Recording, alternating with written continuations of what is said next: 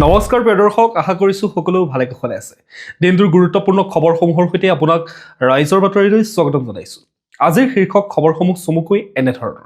Mission বসুন্ধৰা 4.0 ভূমিহীনলৈ কি ডাঙৰ ঘোষণা কৰিলে মুখ্যমন্ত্ৰীয়ে। তিতাবৰত গৌৰৱ গগৈ হুংকাৰে কঁপাইছে নেকি দিছপুৰ। ফিল্মফেয়াৰত জুবিন গাৰ্গ, সীমান্তত শতাধিক সেনাৰ মৃত্যু, পাকিস্তান আফগানিস্তানত আৰম্ভ হ'ল নেকি যুদ্ধ। চেনেলটো এতিয়া লাইক, শ্বেয়াৰ, ছাবস্ক্ৰাইব কৰি সাজু হওক দিনটোৰ মুখ্য খবৰসমূহ জানিবলৈ। প্ৰিয় দৰ্শক, আজি অসমীয়া ফাগুন মাহৰ 15 তাৰিখ আৰু ইংৰাজী 28 ফেব্ৰুৱাৰী। এতিয়া আহিছোঁ আমি প্ৰথমটো খবৰলৈ। মিছন বসুন্ধৰা 4.0ৰ ঘোষণা, ভূমিহীন পৰিয়াললৈ আশাৰ ৰেঙনি মুখ্যমন্ত্ৰীৰ। অসমত ভূমি শাসন ব্যৱস্থাত এক নৱোদয়ৰ সূচনা কৰি মুখ্যমন্ত্ৰী ডক্টৰ হিমন্ত বিশ্ব শৰ্মাই অতি শীঘ্ৰেই মিছন বসুন্ধৰা 4.0 মুকলি কৰাৰ কথা ঘোষণা কৰিছে। শুকুৰবাৰে ধেমাজিত আয়োজিত এক অনুষ্ঠানত মুখ্যমন্ত্ৰীগৰাকীয়ে কয় যে ৰাজ্যৰ এজনো যোগ্য ব্যক্তি যাতে ভূমি অধিকাৰৰ পৰা বঞ্চিত নহয় সেয়া নিশ্চিত কৰাই হৈছে চৰকাৰৰ মূল লক্ষ্য। বৰ্তমানলৈকে মিছন বসুন্ধৰাৰ বিভিন্ন পৰ্যায়ৰ জৰিয়তে প্ৰায় 10 লাখ পৰিয়ালক ভূমিপট্টা প্ৰদান কৰা হৈছে। কেৱল তৃতীয় পৰ্যায়তে প্ৰায় 2 লাখ লোকে পট্টা লাভ কৰিছে। ধেমাজিৰ এই কাৰ্যসূচীত মুখ্যমন্ত্ৰীয়ে উল্লেখ কৰে যে ধৰ্মীয় অনুষ্ঠান, শিক্ষানুষ্ঠান আৰু সংগীত বিদ্যালয়সমূহকো এই আঁচনিৰ আওতালৈ অনা হৈছে। ইয়াৰ উপৰিও অজৰীপকৃত গাঁৱৰ লোকসকলক জৰীপকৃত গাঁৱৰ অন্তৰ্ভুক্ত কৰি তেওঁলোকৰ আইনী ভূমি অধিকাৰ সুৰক্ষিত কৰাৰ প্ৰয়াস অব্যাহত আছে। এতিয়া আহিছোঁ আমি পৰৱৰ্তী খবৰটোলৈ। মৃত্যুৰ পাছতো জুবিন যুগ, ফিল্মফেয়াৰত জুবিন গাৰ্গৰ ত্ৰিমুকুটৰ গৌৰৱ। অসমীয়া সংগীত জগতৰ হাৰ্টথ্ৰব জুবিন গাৰ্গ শাৰীৰিকভাৱে আমাৰ মাজত নাই যদিও তেওঁৰ জনপ্ৰিয়তা আজিও অম্লান। তাৰে প্ৰমাণস্বৰূপে শেহতীয়াকৈ অনুষ্ঠিত হোৱা ফিল্মফেয়াৰ বঁটা অনুষ্ঠানত জুবিন গাৰ্গলৈ আগবঢ়োৱা হ'ল 3টাকৈ বিশেষ সন্মান। মৃত্যুৰ পাছতো শিল্পীগৰাকীৰ প্ৰতি থকা অগাধ মৰম আৰু সন্মানৰ বাবেই তেওঁলোক মৰণোত্তৰভাৱে জীৱনজোৰা সাধনা বঁটা অৰ্থাৎ লাইফ টাইম এচিভমেণ্ট এৱাৰ্ড বঁটা প্ৰদান কৰা হয়। কেৱল জীৱনজোৰা সাধনা বঁটাই নহয়, শ্ৰেষ্ঠ জ্যেষ্ঠ নেপথ্য কণ্ঠশিল্পী পুৰুষৰ সন্মানৰ লগতে তেওঁৰ শেষ ছবি ৰৈ ৰৈ বিনালেৰ বাবেও এটা বিশেষ সন্মান জুবিন গাৰ্গৰ নামত ঘোষণা কৰা হয়। এই আৱেগিক মুহূৰ্তত জুবিন গাৰ্গৰ অনুপস্থিতিত তেওঁৰ পত্নী গৰিমা শইকীয়া গাৰ্গে ফিল্মফেয়াৰৰ মুখ্য সম্পাদক জিতেশ পিল্লাইৰ পৰা এই গৌৰৱোজ্জ্বল বঁটাসমূহ গ্ৰহণ কৰে। এই সন্মানে প্ৰতিজন অসমীয়াৰ হৃদয় পুনৰবাৰ আপ্লুত কৰি তুলিছে আৰু প্ৰমাণ কৰিছে যে জুবিন গাৰ্গ সদায় আছিল আৰু সদায় থাকিব। এতিয়া আহিছোঁ আমি পৰৱৰ্তী খবৰটোলৈ। আবকাৰী কেলেংকাৰীৰ পৰা মুক্তি, কেজৰিৱাল চিচুডিয়াৰ বিৰুদ্ধে তথ্যহীনতাৰ প্ৰমাণ। সুৰা কেলেংকাৰীৰ অভিযোগত অভিযুক্ত দিল্লীৰ প্ৰাক্তন মুখ্যমন্ত্ৰী অৰবিন্দ কেজৰিৱাল আৰু প্ৰাক্তন উপমুখ্যমন্ত্ৰী মনীষ চিচুডিয়াৰ বাবে আজি এক ডাঙৰ সকাহ কঢ়িয়াই আনিলে দিল্লীৰ ৰাউছ এভিনিউ আদালতে। আদালতে স্পষ্টকৈ জনাই দিছে যে CBI দাখিল কৰা অভিযোগনামাত কোনো তথ্য প্ৰমাণ বা বিশ্বাসযোগ্য সাক্ষী নাই। প্ৰায় 600 পৃষ্ঠাৰ ৰায়দানত আদালতে উল্লেখ কৰে যে অভিযুক্তসকলৰ বিৰুদ্ধে বিচাৰ চলোৱাৰ বাবে পৰ্যাপ্ত সমল নাই। সম্পূৰ্ণ গোচৰটো কেৱল অনুমানৰ ওপৰত ভিত্তি কৰি তৈয়াৰ কৰা হৈছিল বুলি মন্তব্য কৰি আদালতে কেজৰিৱাল আৰু চিচুডিয়াৰ লগতে আন 23জন অভিযুক্তক খালাচ দিয়ে। আদালতৰ এই ৰায়ৰ পাছতেই আৱেগিক হৈ পৰা অৰবিন্দ কেজৰিৱালে এক সংবাদমেলযোগে কয় যে এয়া তেওঁলোকৰ সততাৰ জয়। তেওঁ অভিযোগ কৰে যে আম আদমী পাৰ্টিক ধ্বংস কৰিবলৈ কেন্দ্ৰীয় চৰকাৰে এক ষড়যন্ত্ৰ ৰচনা কৰিছিল। আনহাতে দিল্লীৰ বৰ্তমানৰ মুখ্যমন্ত্ৰী ৰেখা গুপ্তাই এই ৰায়ক প্ৰত্যাহ্বান জনাই তদন্ত আৰম্ভ হোৱাৰ পাছত কিয় সুৰানীতি প্ৰত্যাহাৰ কৰা হৈছিল বুলি প্ৰশ্ন উত্থাপন কৰে। উল্লেখযোগ্য যে নিম্ন আদালতৰ এই ৰায়ক প্ৰত্যাহ্বান জনাই ইতিমধ্যে CBI দিল্লী উচ্চ ন্যায়ালয়ৰ দ্বাৰস্থ হৈছে। এতিয়া আহিছোঁ আমি পৰৱৰ্তী খবৰটোলৈ। অসম চৰকাৰৰ কালি অনুষ্ঠিত কেবিনেট বৈঠকত ৰাজ্যৰ সৰ্বাংগীন উন্নয়ন আৰু জনসাধাৰণৰ কল্যাণৰ বাবে কেইবাটাও ঐতিহাসিক সিদ্ধান্ত গ্ৰহণ কৰা হৈছিল। এই সিদ্ধান্তসমূহৰ এক সবিশেষ খতিয়ান তলত আগবঢ়োৱা হ'ল। শ্ৰমিক আৰু কৰ্মচাৰীৰ কল্যাণ। চাহ শ্ৰমিকৰ দৈনিক মজুৰি 1 এপ্ৰিলৰ পৰা 30 টকাকৈ বৃদ্ধি কৰা হৈছে। ইয়াৰ ফলত ব্ৰহ্মপুত্ৰ উপত্যকাত মজুৰি 280 টকা আৰু বৰাকত 258 টকালৈ বৃদ্ধি পাব। লগতে PNRD আৰু ASRLMৰ 45 বছৰৰ ঊৰ্ধ্বৰ কৰ্মচাৰীসকলৰ কাৰ্যকাল 60 বছৰলৈ বৃদ্ধিৰ সিদ্ধান্ত লোৱা হৈছে। মহিলা সবলীকৰণ। ৰাজ্যত 37,226 গৰাকী আশাকৰ্মী আৰু ছুপাৰভাইজাৰক চৰকাৰী পুঁজিৰে স্কুটি প্ৰদান কৰা হ'ব। ইয়াৰ উপৰিও 10 মাৰ্চত অৰুণোদয় আঁচনিৰ 39,70,000 হিতাধিকাৰী মহিলাৰ বেংক একাউণ্টত 9,000 টকাকৈ এককালীন সাহায্য মুঠ 3,600 কোটি টকা জমা দিয়া হ'ব। আন্তঃগাঁথনি আৰু শিক্ষা। ভৰলুমুখৰ উৰণ সেতুখন 4 মাৰ্চত উদ্বোধন কৰা হ'ব আৰু ইয়াৰ নামকৰণ প্ৰাক্তন কেন্দ্ৰীয় মন্ত্ৰী দীনেশ গোস্বামীৰ নামত কৰা হ'ব। বৰাক উপত্যকাৰ শ্ৰীভূমিত 122 কোটি টকা ব্যয়েৰে প্ৰথমখন কৃষি বিশ্ববিদ্যালয় নিৰ্মাণ কৰা হ'ব। গোলাঘাটৰ সতী সাধনী বিশ্ববিদ্যালয়ত ওচৰত ছাত্ৰ-ছাত্ৰী আৱাসৰ বাবে চুটিয়ে ছাত্ৰ সন্থাক 8 বিঘা ভূমি আবণ্টন দিয়া হৈছে। পৰ্যটন আৰু উদ্যোগ। শিলচৰত 103 কোটি টকাৰ ব্যয়েৰে বৰাকৰ প্ৰথমখন পঞ্চতাৰকা হোটেল পল টাৱাৰ নিৰ্মাণৰ মঞ্জুৰি দিয়া হৈছে। গুৱাহাটীৰ ধাৰাপুৰত 475 কোটি টকা ব্যয়েৰে জাহাজ আৰু কণ্টেইনাৰ নিৰ্মাণ উদ্যোগ স্থাপন কৰা হ'ব। প্ৰয়াত শিল্পী জুবিন গাৰ্গৰ প্ৰতি সন্মান। শিল্পী জুবিন গাৰ্গক কেন্দ্ৰ কৰি সৃষ্টি হোৱা পৰিস্থিতিৰ বাবে পৰিয়ালৰ দাবী অনুসৰি এখন ফাষ্ট ট্ৰেক আদালত গঠনৰ সিদ্ধান্ত লোৱা হৈছে। একেদৰে স্বৰ্গীয় কণ্ঠশিল্পী ৰাজীৱ খদিয়াৰ পত্নী উপাসনা বকলিয়ালক তিনিচুকীয়া জিলাত তৃতীয় বৰ্গৰ চৰকাৰী চাকৰিত নিযুক্তি দিয়াৰ সিদ্ধান্ত লৈছে কেবিনেটে। প্ৰশাসনীয় আৰু ৰাজনৈতিক BTR অঞ্চলৰ বিকেন্দ্ৰীকৰণ কৰি 10 কোটি টকাৰ তলৰ কামৰ নিবিদাৰ ক্ষমতা পাৰিষদসমূহক প্ৰদান কৰা হৈছে। আনহাতে নিৰ্বাচনী মিত্ৰতাৰ ক্ষেত্ৰত ৰাভা যৌথ মঞ্চ আৰু BPFৰ সৈতে বুজাবুজি সম্পন্ন হোৱাৰ বিপৰীতে অগপৰ সৈতে 9-10 মাৰ্চৰ ভিতৰত আসন ভাগ বতৰা চূড়ান্ত কৰা হ'ব। মুখ্যমন্ত্ৰীয়ে জানিবলৈ দিয়া মতে নিৰ্বাচনী অধিসূচনা জাৰি হোৱাৰ পূৰ্বে এই নিযুক্তি আৰু উন্নয়নমূলক কাম কাজসমূহ ত্বৰান্বিত কৰা হ'ব। এতিয়া আমি পৰৱৰ্তী খবৰটোলৈ। অসমৰ সুৰক্ষা কৱচ তিনিচুকীয়াত 6ষ্ঠ কমাণ্ডো বেটেলিয়নৰ মুখ্য কাৰ্যালয় মুকলি। অসমৰ নিৰাপত্তা ব্যৱস্থাক আধুনিকৰণ কৰাৰ লক্ষ্যৰে শুকুৰবাৰে মুখ্যমন্ত্ৰী ডক্টৰ হিমন্ত বিশ্ব শৰ্মাই তিনিচুকীয়া জিলাৰ অম্বিকাপুৰত 6ষ্ঠ অসম আৰক্ষী কমাণ্ডো বেটেলিয়নৰ মুখ্য কাৰ্যালয় আনুষ্ঠানিকভাৱে উদ্বোধন কৰে। উদ্বোধনৰ সময়ত মুখ্যমন্ত্ৰীগৰাকীয়ে কয় যে এই নতুন বেটেলিয়নসমূহে ৰাজ্যখনক আগন্তুক সময়ৰ উদীয়মান নিৰাপত্তা প্ৰত্যাহ্বানসমূহ মোকাবিলা কৰিবলৈ সাজু কৰি তুলিব।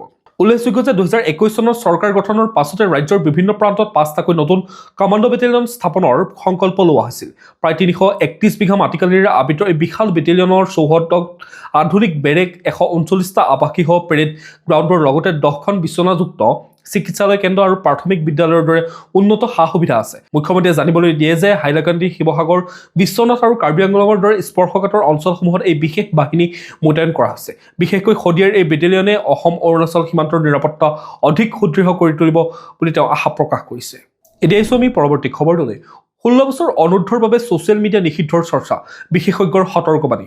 ভাৰতৰ কেইবাখনো ৰাজ্যত 16 বছৰ তলৰ কিশোৰৰ বাবে ছ'চিয়েল মিডিয়া নিষিদ্ধ কৰাৰ সন্দৰ্ভত ব্যাপক চৰ্চা আৰম্ভ হৈছে। অষ্ট্ৰেলিয়াৰ দৰে দেশত ইতিমধ্যে এই সম্পৰ্কীয় কঠোৰ আইন প্ৰণয়ন কৰা হৈছে, যাৰ উদ্দেশ্য হৈছে কম বয়সতে স্ক্ৰীণৰ প্ৰতি আসক্তি আৰু ক্ষতিকৰ বিষয়বস্তুৰ পৰা উঠি অহা প্ৰজন্মক সুৰক্ষিত কৰা। বিশেষজ্ঞসকলৰ মতে ইণ্টাৰনেট আৰু ছ'চিয়েল মিডিয়াই সমাজত যি বিশৃংখলতাৰ সৃষ্টি কৰিছে তাক ৰোধ কৰিবলৈ এতিয়া নিয়ন্ত্ৰণৰ প্ৰয়োজন হৈ পৰিছে। অৱশ্যে ডিজিটেল বিশেষজ্ঞসকলে কেৱল নিষেধাজ্ঞাই যথেষ্ট নহয় বুলি মত পোষণ কৰিছে। তেওঁলোকৰ মতে আজিৰ যুগত সম্পূৰ্ণৰূপে স্মাৰ্টফোন বা ইণ্টাৰনেটৰ পৰা আঁতৰি থকাটো বাস্তৱসন্মত নহয়। তাৰ পৰিৱৰ্তে বিদ্যালয়ৰ প্ৰকল্প বা শিক্ষাৰ ক্ষেত্ৰত অভিভাৱক আৰু শিক্ষকৰ তত্ত্বাৱধানত ইণ্টাৰনেট ব্যৱহাৰ কৰিবলৈ দিয়া উচিত। বিশেষজ্ঞসকলে কয় যে চাইবাৰ বুলিং বা অপৰাধৰ পৰা বাচিবলৈ শিশুৰ সৈতে মুকলি কথা বতৰা আৰু পথ প্ৰদৰ্শনহে আটাইতকৈ কাৰ্যকৰী পথ। একে সময়তে ছ'চিয়েল মিডিয়া আৰু কোম্পানীসমূহকো কঠোৰ বয়স পৰীক্ষণ অৰ্থাৎ এজ ভেৰিফিকেশ্যন ব্যৱস্থা গ্ৰহণ কৰিবলৈ আহ্বান জনোৱা হৈছে। এতিয়া আমি পৰৱৰ্তী খবৰটোলৈ। AI বিপ্লৱ আৰু কৰ্ম সংস্থাপন, প্ৰত্যাহ্বান আৰু সম্ভাৱনাৰ নতুন দিগন্ত। শেহতীয়া এক প্ৰতিবেদন অনুসৰি আৰ্টিফিচিয়েল ইণ্টেলিজেন্সে বিশ্বৰ কৰ্ম সংস্থাপনৰ ধৰণ সম্পূৰ্ণৰূপে সলাই পেলাবলৈ সাজু হৈছে। বিশেষকৈ নশিকাৰু বা নতুন স্নাতকসকলৰ বাবে ই এক প্ৰত্যাহ্বান হিচাপে থিয় দিছে, কিয়নো এণ্ট্ৰি লেভেল কামবোৰ এতিয়া AIৰ দ্বাৰা স্বয়ংক্ৰিয়ভাৱে কৰাৰ সম্ভাৱনা বৃদ্ধি পাইছে। একেদৰে কাৰ্যালয়ৰ প্ৰশাসনীয় কাম আৰু শিক্ষাখণ্ডত নিয়োজিত মহিলাসকল তথা 55 বছৰ বয়সৰ ঊৰ্ধ্বৰ কৰ্মচাৰীসকলো এই প্ৰযুক্তিৰ পৰিৱৰ্তনৰ ফলত কিছু পৰিমাণে বিপদাপন্ন হ'ব পাৰে। অৱশ্যে 30ৰ পৰা 50 বছৰৰ ভিতৰৰ অভিজ্ঞ পেছাদাৰীসকলৰ বাবে AI এক আশীৰ্বাদ হৈ ধৰা দিছে। তেওঁলোকৰ অভিজ্ঞতা আৰু নতুন প্ৰযুক্তি গ্ৰহণ কৰিব পৰা দক্ষতাই তেওঁলোকক আৰ্থিক উৎপাদনক্ষম কৰি তুলিব। উচ্চ শিক্ষিত আৰু বিজ্ঞান প্ৰযুক্তি খণ্ডত কাম কৰা লোকসকলো ইয়াৰ দ্বাৰা লাভান্বিত হ'ব। এয়াই কেৱল এক প্ৰযুক্তি হৈ থকা নাই, ই এতিয়া ব্যৱসায় আৰু গ্ৰাহকৰ মাজত এক অপৰিহাৰ্য সেতু হৈ পৰিছে। যিবোৰ প্ৰতিষ্ঠানে নিজকে ইয়াৰ সৈতে খাপ খুৱাব নোৱাৰিব সেইবোৰ পিছ পৰি যোৱাৰ সম্ভাৱনা প্ৰকট। এতিয়া আমি পৰৱৰ্তী খবৰটোলৈ। নতুন বৰ অসমৰ লক্ষ্যৰে তিতাবৰত গৌৰৱ গগৈ, মুখ্যমন্ত্ৰীৰ কঠোৰ সমালোচনা। বিধানসভা নিৰ্বাচনৰ দিন চমু চাপি অহাৰ লগে লগে ৰাজ্যত কংগ্ৰেছৰ ৰাজনৈতিক তৎপৰতা বৃদ্ধি পাইছে। শুক্ৰবাৰে প্ৰয়াত প্ৰাক্তন মুখ্যমন্ত্ৰী তৰুণ গগৈৰ গৃহ সমষ্টি তিতাবৰত সময় পৰিৱৰ্তন যাত্ৰাত অংশগ্ৰহণ কৰি প্ৰদেশ কংগ্ৰেছৰ সভাপতি গৌৰৱ গগৈয়ে বৰ্তমানৰ চৰকাৰ আৰু মুখ্যমন্ত্ৰীক তীব্ৰ সমালোচনা কৰা দেখা যায়।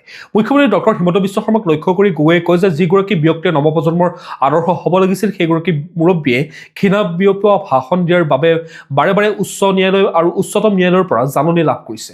বাৰম্বাৰ আইন উলংঘা কৰা ব্যক্তি এজন মুখ্যমন্ত্ৰীৰ আসনৰ যোগ্য নহয় বুলি তেওঁ মন্তব্য প্ৰদান কৰা দেখা যায়। আনহাতে বিৰোধী ঐক্যৰ বাবে কংগ্ৰেছে আসন এৰি দিয়াক লৈ দলীয় কৰ্মীৰ মাজত সৃষ্টি হোৱা ক্ষোভৰ সন্দৰ্ভত গৌৰৱ গগৈয়ে কয় যে কৰ্মীসকলৰ আৱেগ থকাটো স্বাভাৱিক। তেওঁ দলীয় কৰ্মীসকলক আশ্বাস দিয়ে যে কাৰো মনোবল ভাঙিবলৈ দিয়া নহ'ব, কাৰণ কংগ্ৰেছ শক্তিশালী হ'লেহে মিত্ৰজোঁটে সফলতা লাভ কৰিব। এতিয়া আমি পৰৱৰ্তী খবৰটোলৈ। গণেশগুৰিত নিশা তাণ্ডৱ, পিষ্টল দেখুৱাই মাৰপিট কৰা প্ৰাক্তন ডিচিৰ পুত্ৰসহ 7জনক গ্ৰেপ্তাৰ। গুৱাহাটীৰ ব্যস্ততাপূৰ্ণ গণেশগুৰি অঞ্চলত বৃহস্পতিবাৰে নিশা এক ভয়ংকৰ মাৰপিটৰ ঘটনা সংঘটিত হয়। গণেশগুৰি উৰণ সেতুৰ তলত দুই ফৈদৰ মাজত হোৱা এক কাজিয়াত এজন প্ৰাক্তন প্ৰশাসনিক বিষয়াৰ পুত্ৰই পিষ্টল লৈ উদ্ভণ্ডালি কৰাৰ গুৰুত্বৰ অভিযোগ উত্থাপন হৈছে। অভিযুক্ত যুৱকজন প্ৰাক্তন জিলা আয়ুক্ত বিভাস মোদীৰ পুত্ৰ ৱাদিক মোদী বুলি চিনাক্ত কৰা হৈছে। অভিযোগ অনুসৰি ৱাদিকে তেওঁৰ বাউন্সাৰ আৰু সহযোগীসকলৰ সৈতে মিলি DK বসুমতীৰ নামত এজন যুৱক আৰু তেওঁ বন্ধুক গুৰুকৈ প্ৰহাৰ কৰাৰ লগতে পিষ্টলেৰে মূৰত আঘাত কৰি ক্ষতবিক্ষত কৰে। ঘটনাৰ সূত্ৰপাত হয় নিশা প্ৰায় 12মান বজাত এখন ভাতৰ দোকানত হোৱা সামান্য তৰ্ক বিতৰ্কক কেন্দ্ৰ কৰি। প্ৰথমতে এটা 3জনীয়া যুৱকৰ দলে ভুক্তভোগী যুৱকদ্বয়ক আক্ৰমণ কৰে আৰু পিছত ফোন কৰি ৱাদিক মোদীসহ এটা বৃহৎ দলক মাতি পঠিয়ায়। বিলাসী বাহন আৰু বাইক লৈ উপস্থিত হোৱা দলটোৱে ৰাজপথতে সন্ত্ৰাসৰ সৃষ্টি কৰে।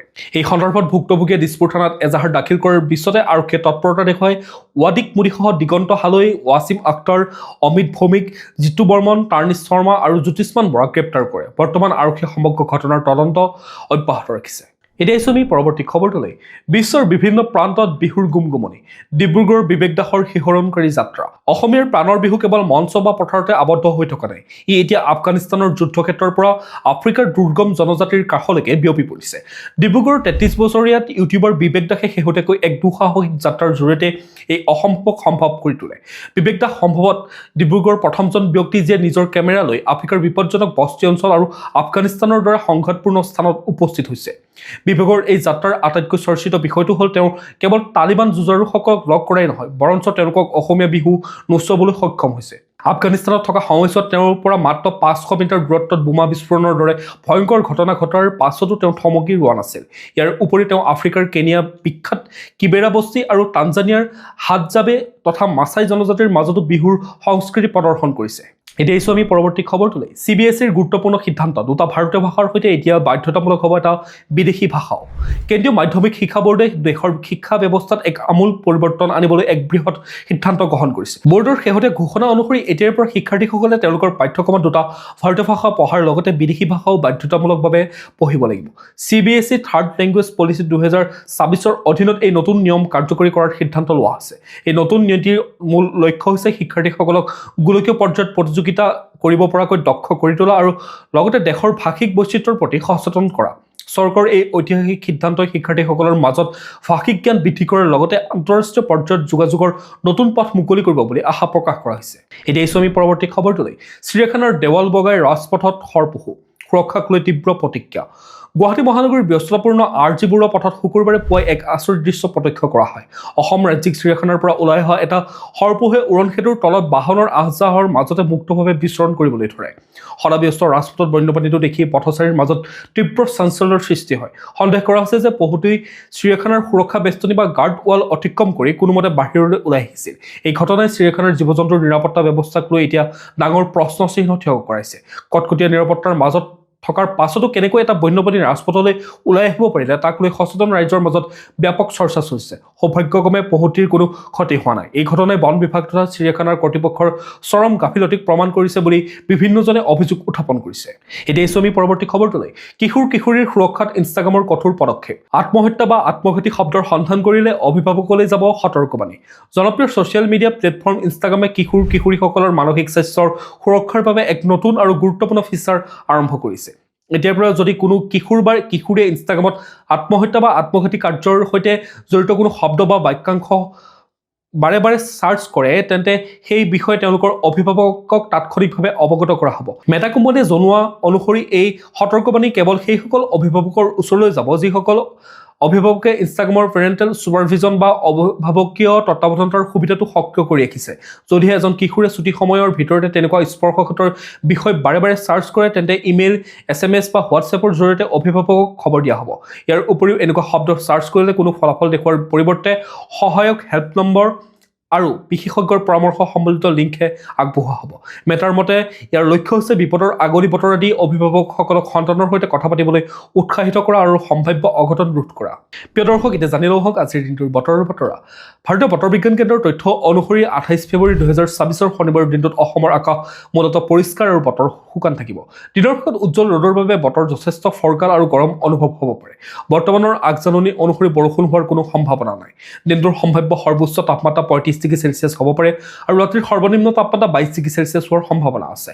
সূৰ্যোদয় হ'ব পুৱা 5:46 আৰু সূৰ্যাস্ত হ'ব 5:26 এতিয়া আমি ৰাষ্ট্ৰীয় গুৰুত্বপূৰ্ণ খবৰসমূহৰ মাজলৈ ভাৰত কানাডাৰ কূটনৈতিক ৰিচেট 4 দিনীয়া ভ্ৰমণসূচীৰে মুম্বাইত উপস্থিত প্ৰধানমন্ত্ৰী মাৰ্ক কাৰ্ণে কানাডাৰ প্ৰধানমন্ত্ৰী মাৰ্ক কাৰ্ণে তেওঁৰ পত্নীৰ সৈতে শুকুৰবাৰে মুম্বাইত উপস্থিত হৈ ভাৰতৰ 4 দিনীয়া ৰাষ্ট্ৰীয় ভ্ৰমণৰ আৰম্ভণি কৰিছে 2025 চনৰ মাৰ্চ মাহত কাৰ্যভাৰ গ্ৰহণ কৰাৰ পিছত এয়া কাৰ্ণেৰ প্ৰথম ভাৰত ভ্ৰমণ এই ভ্ৰমণৰ মূল লক্ষ্য হৈছে পূৰ্বৰ ট্ৰুডো চৰকাৰৰ দিনত সৃষ্টি হোৱা কূটনৈতিক তিক্ততা আঁতৰাই বাণিজ্য শক্তি প্ৰযুক্তি আৰু প্ৰতিৰক্ষা খণ্ডত দুয়োখন দেশৰ সম্পৰ্ক পুনৰ সুদৃঢ় কৰা প্ৰধানমন্ত্ৰী কাৰ্ণিয়ে 1 মাৰ্চত নতুন দিল্লীত উপস্থিত হ'ব আৰু 2 মাৰ্চত প্ৰধানমন্ত্ৰী নৰেন্দ্ৰ মোদীৰ সৈতে দ্বিপাক্ষিক আলোচনাত মিলিত হ'ব এই বৈঠকৰ অন্যতম গুৰুত্বপূৰ্ণ বিষয় হ'ল দীৰ্ঘদিনীয়া ধৰি থমকি থকা ব্যাপক অৰ্থনৈতিক অংশীদাৰিত্ব চুক্তি পুনৰ আৰম্ভ কৰা যাৰ জৰিয়তে 2030 চনৰ ভিতৰত দ্বিপাক্ষিক বাণিজ্য 50ৰ পৰা 70 বিলিয়ন ডলাৰলৈ বৃদ্ধি কৰাৰ লক্ষ্য লোৱা হৈছে ইয়াৰ উপৰি ভাৰতৰ পাৰমাণৱিক শক্তিৰ প্ৰয়োজনীয়তা পূৰণৰ বাবে কানাডাৰ পৰা ইউৰেনিয়াম যোগানৰ এক বৃহৎ চুক্তি সম্পন্ন হোৱাৰ